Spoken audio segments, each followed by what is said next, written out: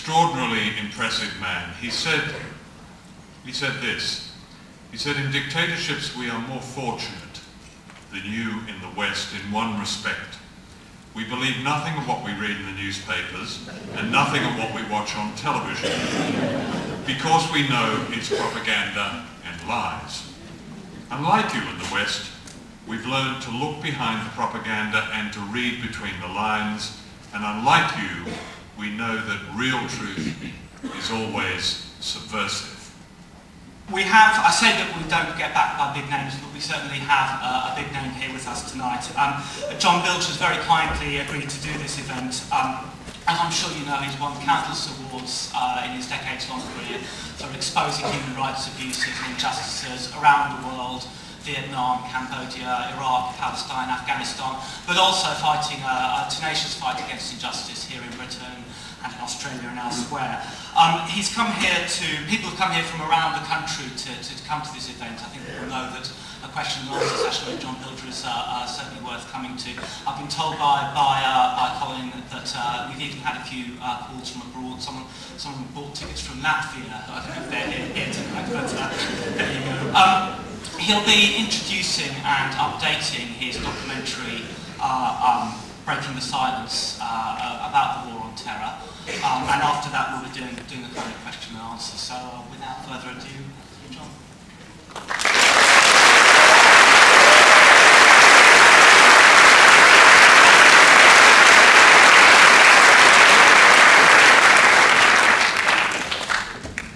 Well, I'm very pleased to support the socialist worker appeal, mainly because we know we have a crisis. We have had a crisis in the media in this country and in other Western countries for a very long time. It's now reaching something of a crescendo where it's becoming very, very difficult to look at television or scan the newspapers for information. What I do is monitor them and try and deconstruct them and decode them. And then we get a sense of what the, of at least something of what the establishment, so-called, in this country is thinking. I just speaking about media, and later on be happy to talk a lot more about media, but there's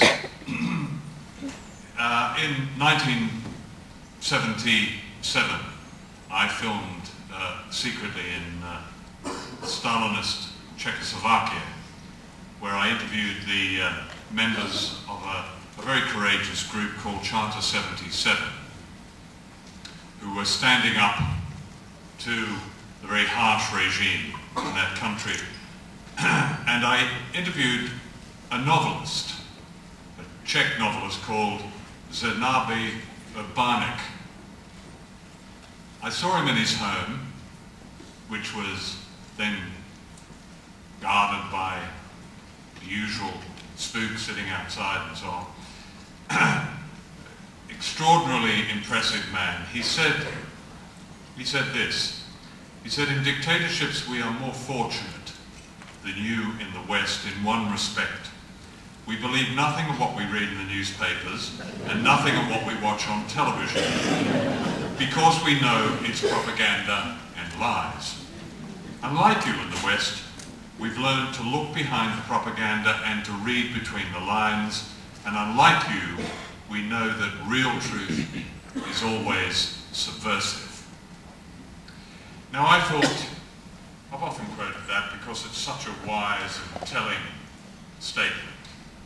And we've yet really, I mean, when I say we have to be careful that it isn't the imperial we, but we, humanity, in Western countries, has yet to succeed, I think, in reading between the lines, but we're getting there.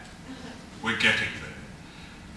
And we're getting there thanks to papers like Socialist Worker and others that are not part of it. that's why supporting this appeal is very important.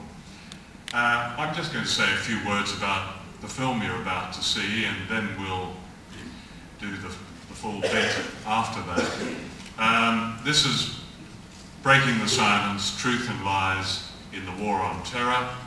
It was made in 2003 in the immediate aftermath of the invasion of Iraq. It is set in Iraq, it is set in Afghanistan, and it's set in Washington.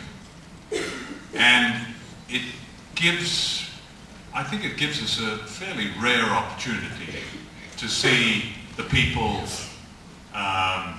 who started this bogus war on terror, to see them trying to justify their actions. That's its importance for me. The importance of all my films, I feel, is mainly, when I'm able to challenge those who take actions in our name that cause great unrest and suffering around the world. And in this film, I think you'll see that. It's quite short. It's only 54 minutes. It was shown on ITV, and it's been shown countless times. I'm sure quite a few of you have probably seen it on the internet and elsewhere. When you've seen it, I'll bring you up to date on all the characters in it. There's quite an amusing, in a dark sense, story to most of them, but it's quite telling what has happened to them since. Just say that one of the most profound interviewees in it is a former senior CIA man called Ray McGovern, who, like quite a few senior intelligence people in the United States, crossed over. And he started a group, I think it's called Former Intelligence Officers for Sanity or something like that. But he's actually an extremely sane man, and what he says is very wise. But he was so taken to be in the film and so bemused to be asked the questions that I asked him and to be able to give the answers that he gave, that he's travelled with this film since around the United States, and he told me the other day that he's calculated he's shown at 435 times to groups and communities and church halls and centres and schools in small towns across the United States. So whenever we despair of or we're tempted to despair of the power of the mainstream media in this country and in the United States, films like this, in the right hands, can, I think, dent that power. So I won't say any more. I'll be happy to, what I'll do at the end of it is, as I say, bring you up to date and talk a little about the issues that are raised, which are right across the spectrum, and then I'll be happy to answer any of your questions. Thank you.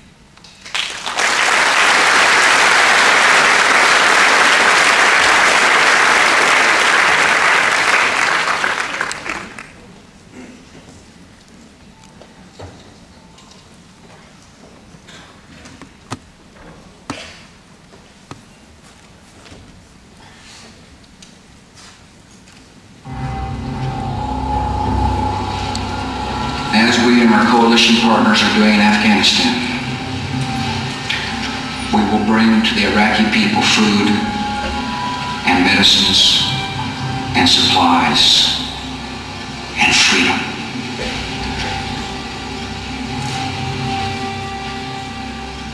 So I believe that this is a fight for freedom.